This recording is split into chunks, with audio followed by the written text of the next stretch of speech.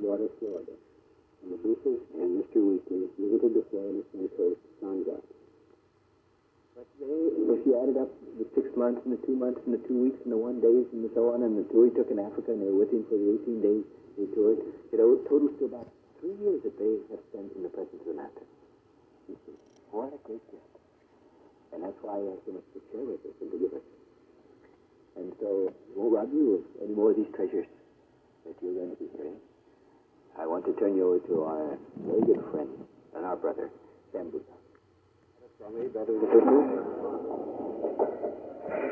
It's quite apparent why I've come to North America. I've come to learn, and I've learned a great deal in the last 3 days. The 2 days I spent in Washington, and my wife will bear me out in what I'm going to say, has been a complete revelation. Satsangs all over the world are filled with love. They all come from the same source. They all think alike to a certain extent, depending on their maturity, of course. But we were able to witness and experience the tremendous love that exists in the Washington Sangat, and I can already feel it here. The time I've been here this afternoon, speaking to you all, and this evening. No matter where you go, as long as you are a Satsangi, and you know the words Radhaswami, it's the byword and the password. Once, Leslie and I were traveling through Holland, and we heard that there was a Satsangi in a small town just outside Amsterdam. So we decided to look up. I knocked at the door, and this elderly lady, she came to the door, and she looked at me, she said in her language, "Yeah." I staggered back a step, but I just said, "Radhaswami." Well, I felt this change. She got a smile, and a light came to my eyes, and she said, "Come in." And she pulled us in and gave us tea and wouldn't let us go. We spent the most wonderful afternoon with her. 2 words. Radhaswami.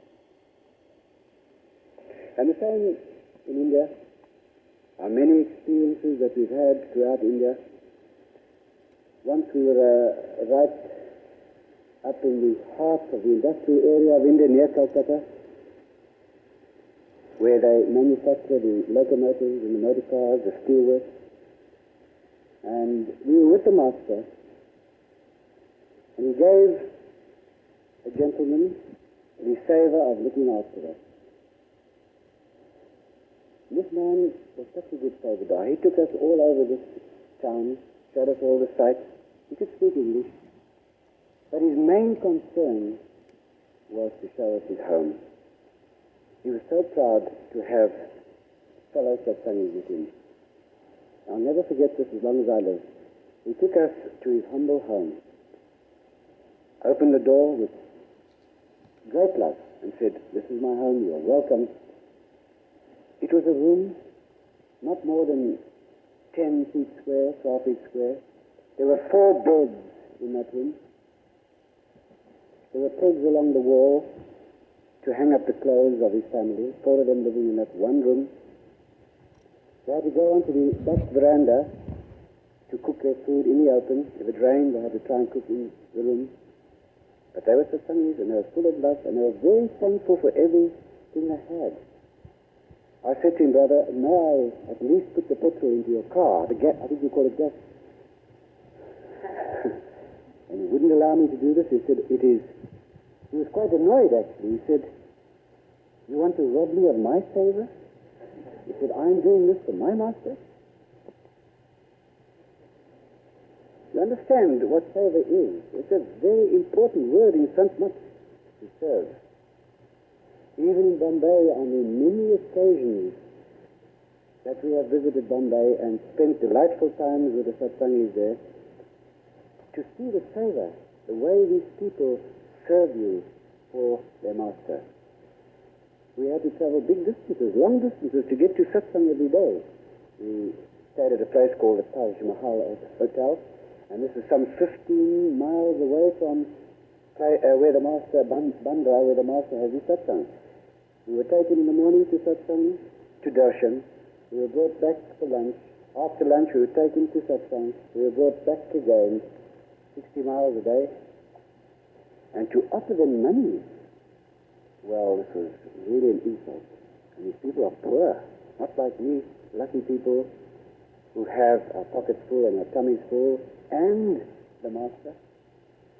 Perhaps, I don't know if we're so lucky, because the master says, remember, he said, when you eat your food, you must eat enough to fill half your tummy, and the other quarter must be with water, and the other quarter for the Lord, he says. So perhaps we're not so lucky that our tummy gets too full. I have quite a few stories to tell you tonight, because this has been a request along coming to North America. It seems that this is what you people are wanting to hear. I'm sure that satsang, pure Santmat teachings, can't be given any better than your own loving hand. So, if you wish, I can spend some of the time talking about the very wonderful experiences that Leslie and I have had collectively and separately with our beloved Master. The love that I've experienced here in the last few days, the satsang, the getting together, the oneness. Young Steve is sitting there from South Africa, who is now an American citizen, or he will be soon, because his wife is one, so he can become one. I hope that's not why he married her, Steve. She's a beautiful girl.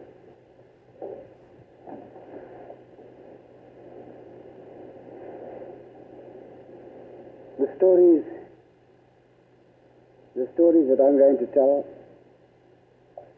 have been, as I said, have been shared by Leslie and myself, because at times, with the tremendous amount of work that we have in our country to do with Santmat, mainly, one of us should be at home. Fortunately, we have many people that help us a great deal, great favadars as well, and these people are filling the breach. The initiation comes to a standstill when I'm gone, because I'm the only person designated for this particular job. Before I came, I had to travel the whole of South Africa, even to the smaller towns, to make sure that I wouldn't let people wait for this precious gift. So, before I caught the plane to Rome, I did travel a great deal all over South Africa. We have vast distances, nothing like yours here. I think the furthest point is about 1,500 miles. So it's still quite far anyhow. And before I left, I initiated about close on 100 people in various places. The last being Johannesburg, where we had a beautiful initiation of 32 souls coming to the path. But what I was really going to say is this, that tonight we are together in a very precious theme, and that is satsang. Satsang is very important, and I realized this when I heard Bull say that you have satsang practically every evening. This must be a great deal of responsibility and work on your Savadars that organize your satsang. In Johannesburg we have satsang once a week. And this is a tremendous job as well, to give people spiritual food once a week. There are quite a few people that come to satsang and they force themselves to come. They absolutely force themselves to come. They say, oh, I get nothing out of satsang. The speaker is uninspiring. But this is not the object to come to satsang for, is to get, is to give. Freely ye give, and freely ye shall receive. So, when you get to the position, like we people sitting up here, and you are talking to a gathering of satsangis and speakers, you have no idea how much we depend on you for your love, for your help when we give satsang. And satsang must be a thing that can inspire you for one reason only. You know what Hank just said? That the sole purpose of this human body is to find God within yourself. God is not in some far-off place, in the temples and the churches and the mosques. He is right within you. This is the laboratory where the research for God starts and ends. So satsang is like the fence around the crop. It's the most essential thing, because without satsang, cow can get at you. Your mind is so powerful that without a living master, you do not even stand a chance at all. This you know by now. You do not stand a chance. You remember that lovely little story about Kao, the master of the mind? And someone said to him, please show me the miracles of your mind. The power of the mind. Show me one of these miracles. He said, have a look at this little scene. I think you've heard the story. It's always good to repeat. It was a little shop, and someone went into the shop, a gentleman went into the shop with his dog. He wanted to buy some honey. So he looked at a few jars of honey and put his finger into the jar. He said, this is fine, and wiped the remnants off onto the wall. Just then a few ants came along and started to savor the sweetness of the honey. Next minute a lizard came along and started to eat the ants. And the next minute the cat that belonged to the owner of the shop pounced on the lizard. And the dog looked up and saw the cat and started to eat the cat. And the owner of the shop said, what is your dog doing? And in case of fisticuffs, the two people were fighting. So Carl said, see how strong the mind is? See how clever? And this is what we've got to contend with. The mind. It's ever on the lookout to defeat you.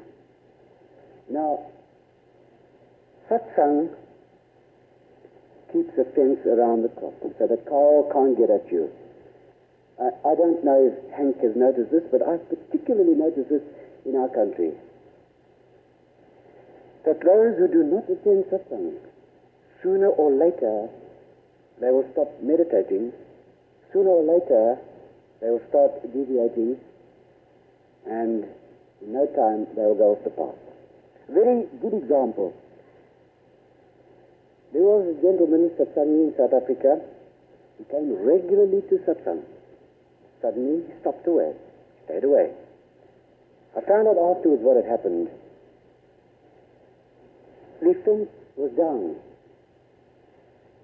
His father said to him, who was a farmer, he said, please come out to the farm and help me shoot all the rabbits that are destroying my crops. He said, no, he said, I can't, that's killing, I'm not allowed to kill. And his father said to him, what about pests? Are you allowed to kill pests? He said, yes, we're allowed to kill pests, ants and mosquitoes and flies, providing they are interfering with your health or well-being. So his father said, well, these rabbits are pests. They are registered as pests. And they destroy my crops. The fence was gone. So he went out to his father and had a good old time shooting these rabbits. After a while, he didn't shoot the rabbits only, he ate them. He went off the diet. This is quite a few years ago. I haven't seen him back on the path. And in my opinion, it was directly due, leaving aside that word, karma, it was directly due to the fact that he stopped coming to satsang. Satsang must have the purpose of giving you the strength to follow the path. If you are not meditating, you are not following the path. Please remember that. There's no excuse not to meditate. At the time of our initiation, the Master tells us that we have to be vegetarians. We have to abstain from meat, fish, eggs, and all the things derived from these things. It goes a step further if you wish to analyze this. When one first becomes a vegetarian, one's palate, taste buds are used to meat, activated by the taste of these foods, and one is inclined to try and imitate them, to get the taste full in the tummy and the mouth, to get the feeling of eating meat. This is understandable, but I think as one evolves, On the path of Santmat, your tastes become very much simpler. I once heard a classic remark by a satsangi when they said, I actually enjoy the taste of a lettuce leaf today.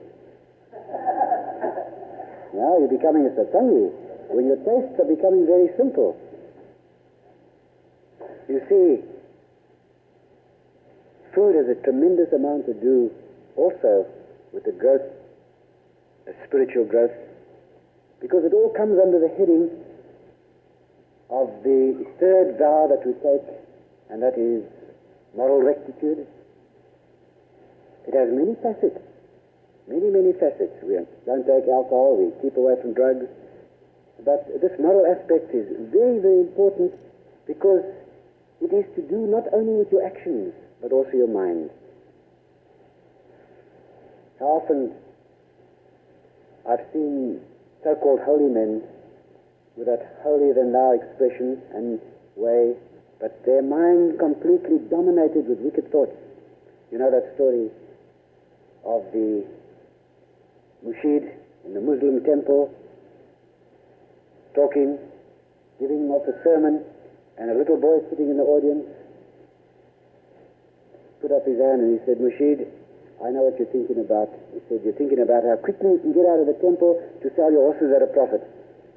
This little boy happened to be a guru growing up, you see. So this is typical of our minds.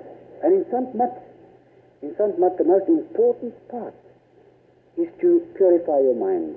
The Master has given us the tools, similar. Meditation, clear thinking, introspection, self-analysis. Very important facets of this path. It's not a matter of just sitting down, closing your eyes and repeating the words, falling asleep. I once said to the Master, very, very positively, I said, Maharaji, isn't it true that as long as we sit for 2.5 hours, we are doing our duty, whether we fall asleep or not? He looked at me and smiled. He said, well, he said, halfway you satisfy the Lord and halfway you satisfy the body. But as long as we fall asleep in meditation, we can't go inwards and upwards. So one must sit in meditation with a completely concentrated mind, with the attention fixed at this point, with the words going on ceaselessly. This is following the path. And this is one of the methods of purifying the mind. You know Jagat Singh Ji, one of his disciples here tonight? He said, as soon as temptation stands in your way, get behind your Master. Try and be with your Master every moment of the day. I don't know if you've ever tried this procedure. It works. Everything works with practice. When you finish your meditation in the morning, don't stop meditating. Keep on with your words. Keep on with your Simran.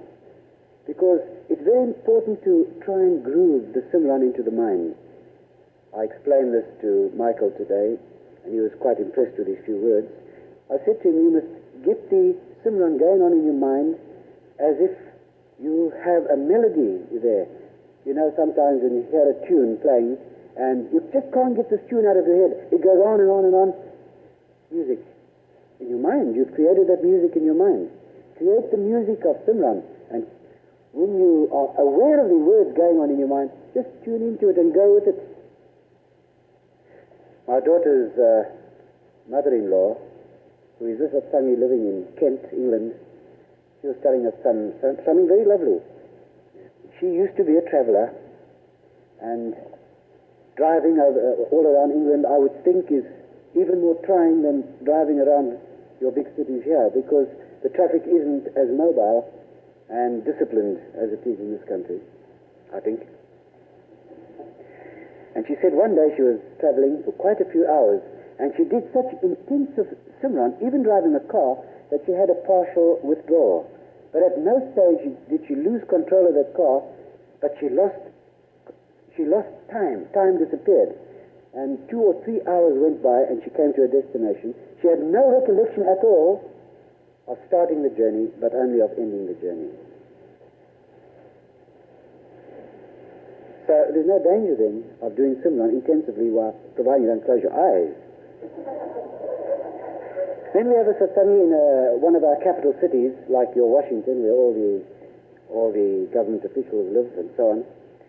And she was studying, married lady with 3 children. And she was studying, and in her spare time, she was determined to groove the Simran. Determination is a very big thing on this path.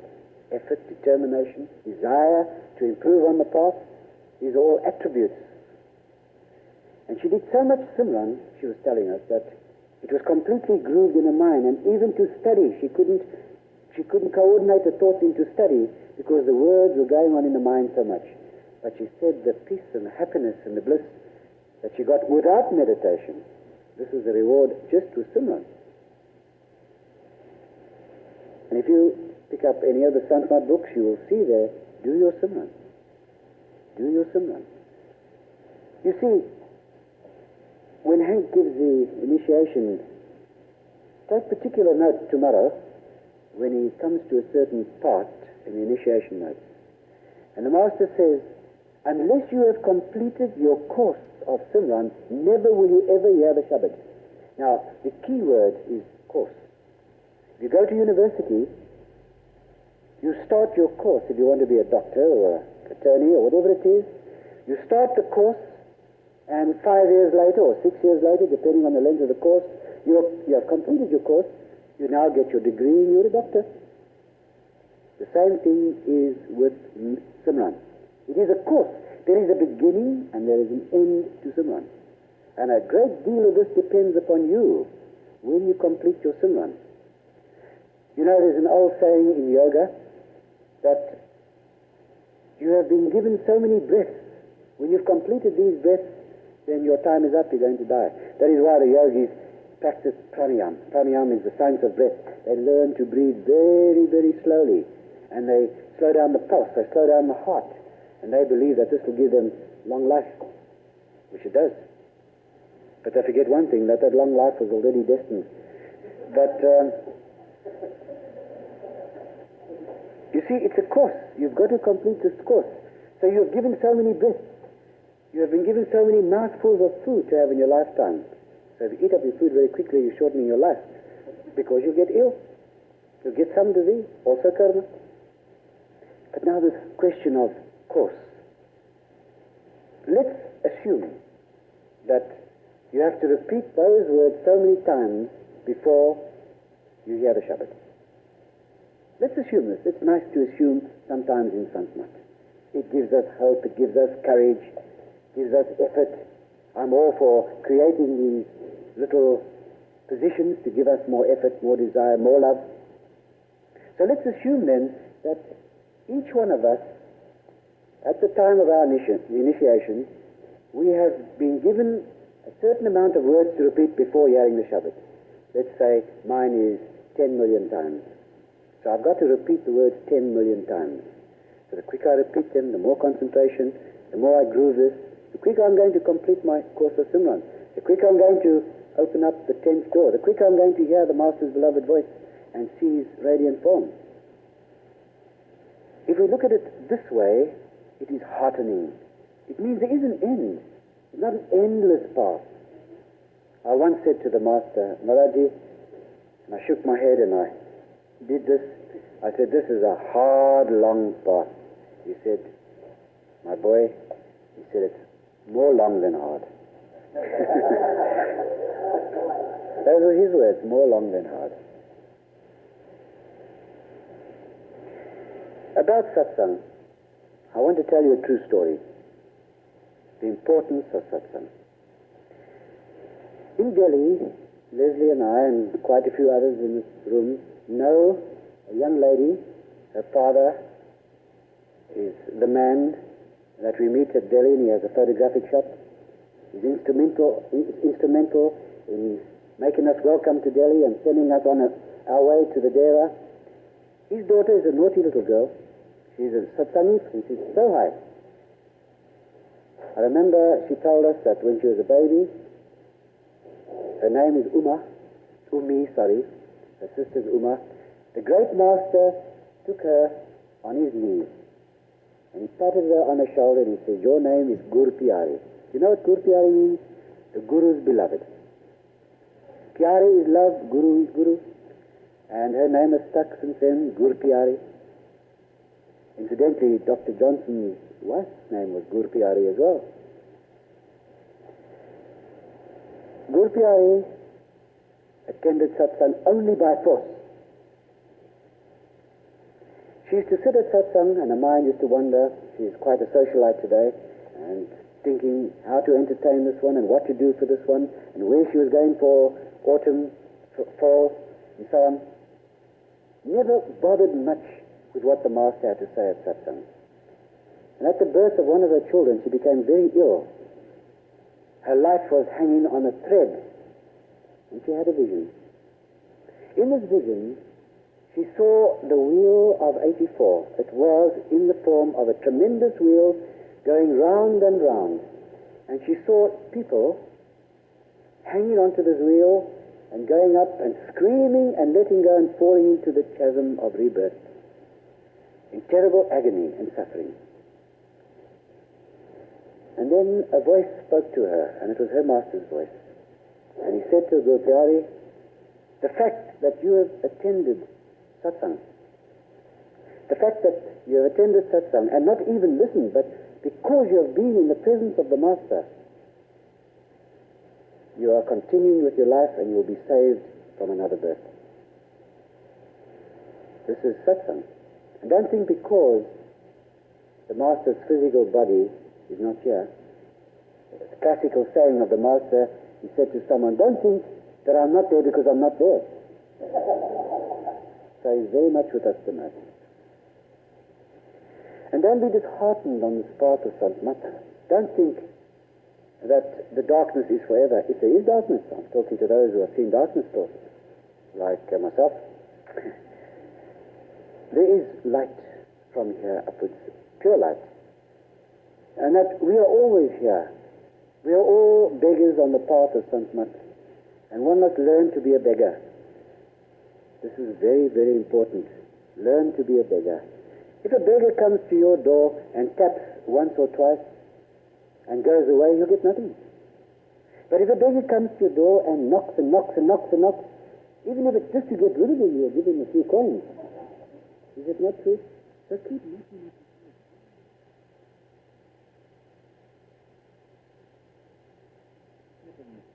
To Johannesburg Satsangi, and guess what his occupation was? A policeman.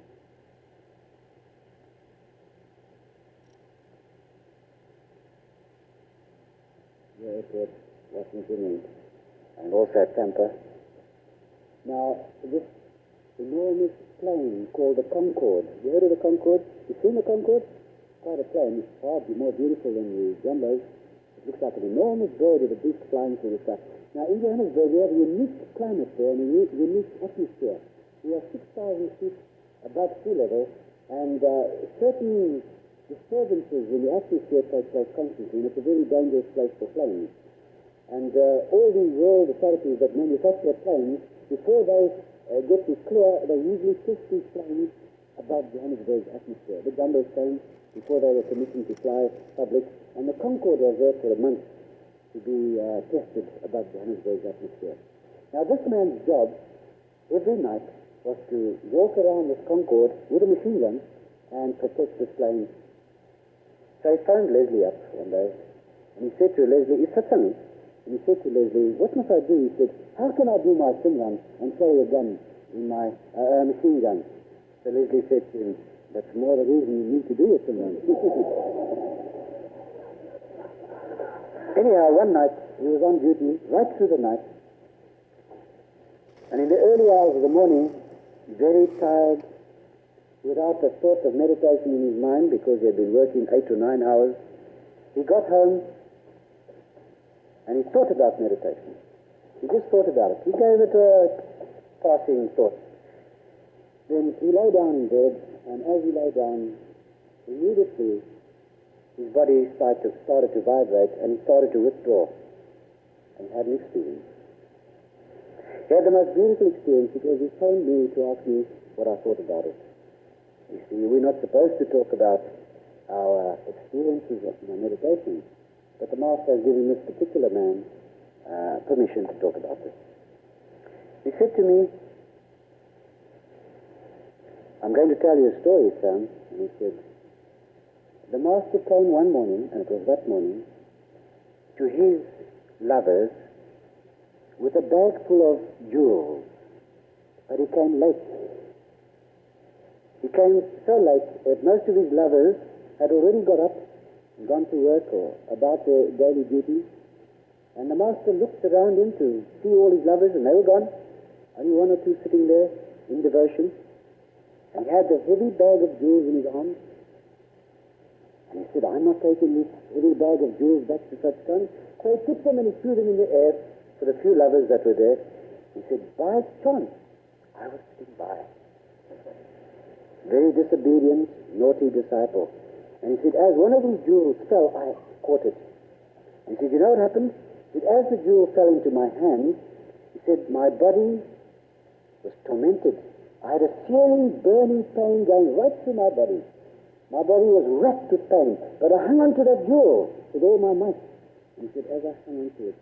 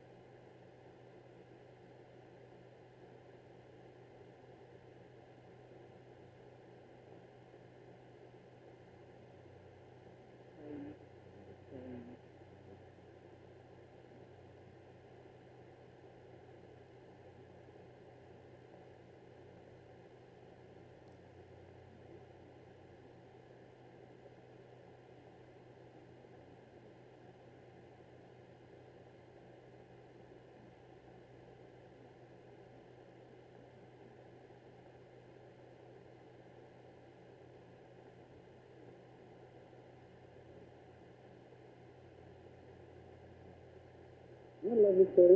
But it actually happened to him. This is the way he described it to me. He said, I have no other way of describing to you. Wrote down on a piece of paper. And in the writing of this paper, in the writings, I should say, he mentioned this. He said, I managed to collect one of these jewels, and he said, I brought it to a jeweler in Johannesburg for him to test. That was me. And he said, when I took this jewel to the jeweler and said, please tell me if this jewel is genuine. And he wrote this little article. He said, the jeweler said, yes, it's a genuine jewel. But there are many more, and this is only the beginning. You see, this is something like it's the most beautiful part. You don't know what's around the corner. We have a living master. Do you know what this means? I don't know. I really don't know what this means. I can't start thanking the Master for this tremendous privilege of being one of his disciples. I've been initiated now since 57, Yang said, he's right. And 2 hard years before that, Leslie and I struggled to find this path. I met a man called Sir Colin Garbett. I used to attend a spiritualist church. And one evening, Sir Colin gave a talk about his master. He showed us photos of the great master and Madeira. And after the talk I said, Sir Colin, please tell me, how can I find such a person? I knew I had to have a living master, because I went through all my life as a very sincere Catholic. I studied to go on the altar, I went to my Mass, I did all my penances. I was trying to find God ever since I was a little boy. I had, from a young, tender age, every time I used to close my eyes, I used to see the Jyoti candle flame burning. One of the flames burning in the third eye. I never knew what it was. I got the answers eventually. I used to run away from school, from work, get on my bicycle and go into the hills, just to be on my own, to find the peace that I knew was within me. I didn't know how to find it. How lucky I am to have a master that has given me the exact method of going within this body, of sitting in meditation, of telling me exactly what has happened from stage to stage to stage. I have experienced enough in meditation already to know it's the truth and to tell you it's the truth if you don't know. That within us is pure truth, pure happiness, pure bliss, and the greatest love story of all between master and disciple. This is all there, waiting for you. You know what the Lord Jesus said? He said, I've sown the seed, I've nurtured the crop, I've harvested the crop. It's all there waiting. Turn our eyes to the hills from whence cometh all help. There the hills, there it is, the crop's ready. It's all for you just to pick, to enjoy. The fruits are there, ready for you. There's an old satsangi at the Dera. He's dead now. Dead, terrible word. He's gone on to a better life. He said to us once, he said, have you met the master inside? No. You haven't met the master inside? He said, you've got hearts of steel. Go into your room and do not leave that room until you meet the master inside. Try this. Go into your room and sit there until you meet the master inside. In other words, keep knocking at that door. He won't refuse you. The master said, and in his own words, I cannot refuse the call of love. So, of course, the key word is love. Hank speaks so beautifully about love because it's easy for him, he just gives it out automatically. He's a representative of the master. And Hank said beautifully last night, the master works best through his loving disciples. But Hank's not the only representative of the master. Each one of us is a representative of the master. Each one of us has the responsibility of going into the world and representing the master. Your actions, master says, that our actions, we don't have to stand and shout out. Our actions, our behavior, this is what is important. What is important? The way satsangis behave and give off the love vibration. You know, love has a tremendous vibration.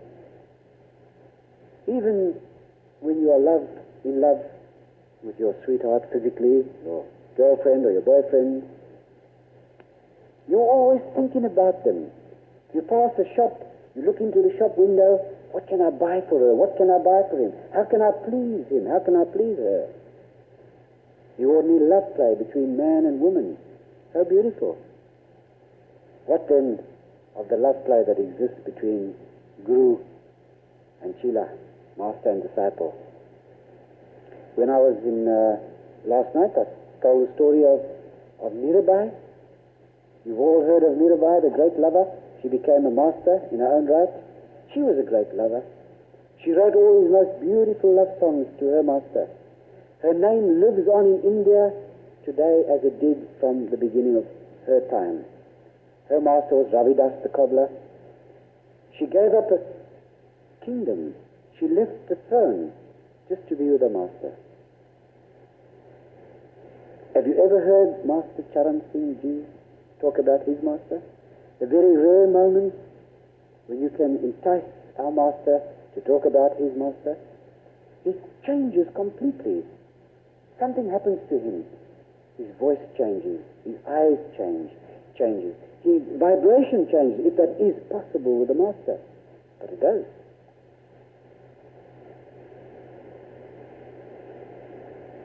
So, my appeal to you is to be worthy lovers of the master. My appeal to you is to remember him every minute of the day. My message to you is to remember one thing, that the master loves you so much, and that if you don't love him in return by doing your meditation, by living the path as he wants you to live in, as he wants you to live it, you are making the master suffer. Isn't it terrible that we can make the master suffer? Because we're keeping him in this garbage can of this world. He doesn't want to be here. Do you think the master wants to live in a physical body? He doesn't. He's here for your sake and my sake. And the longer we keep him here, the more we make him suffer. Once in London, when he was there in 62, I think it was, a South African Satsang, who does love the Master, I must say. He got up from the back of the audience and he ran towards the Master screaming certain words that people could not understand because he was completely overcome. They thought he was going to attack the Master. So they hung on to him, and as it happens, my sister was there, and she managed to calm him down. And he told me afterwards, he said, I was looking at the Master, and I could see the suffering in his face. The suffering that he was experiencing because of us not doing our duties.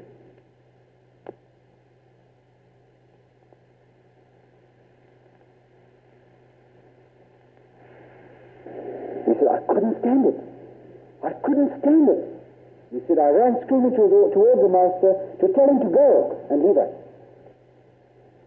For that moment he went mad. In his mind, he did. He went off his head because of his love for the Master.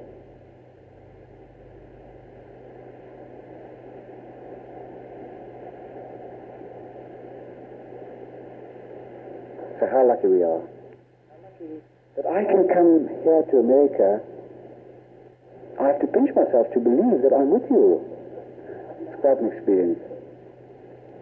But I can talk to you about someone that is not only our God, someone that is not only our Savior, someone that is not only our brother, elder brother, someone that is not only our mother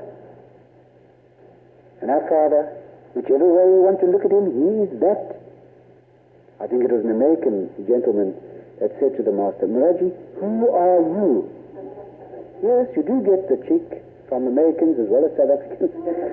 He said, who are you? The Master said to him, I am what you think I am. What an answer. And it is true. Some people, a South African chap, if he had the Master by the arm and hook on and walk around the dera, he fell. And the Master was his pal. He wanted him to be a pal, and he was a pal.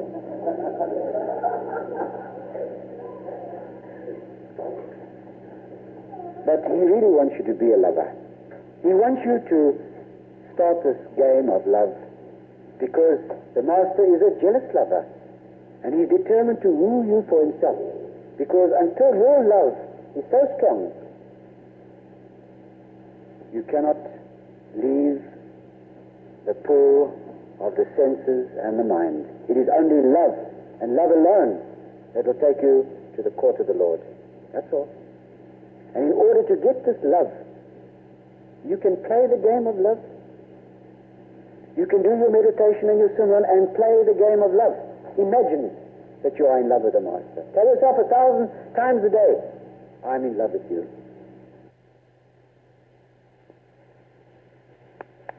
Master with you all day long. When you get up in the morning to start your day, sit at the breakfast table and close your eyes as we sat today. The Master does this. Before he eats or even drinks, he closes his eyes for a split second. Someone said to him, Maharaji, what do you say when you say your grace? He said, I just use it as an excuse to be closer to my Master, to picture him for that second. So when you close your eyes, picture your Master. Try and get a dhyan of your Master, and let him sit next to you. Don't imagine him inside. That's for meditation. When you get in your car to drive to work, let him sit next to you. Let him get in first, be a gentleman or a lady. Talk to him in the car. Don't be scared to talk to him. When you go to work, let him.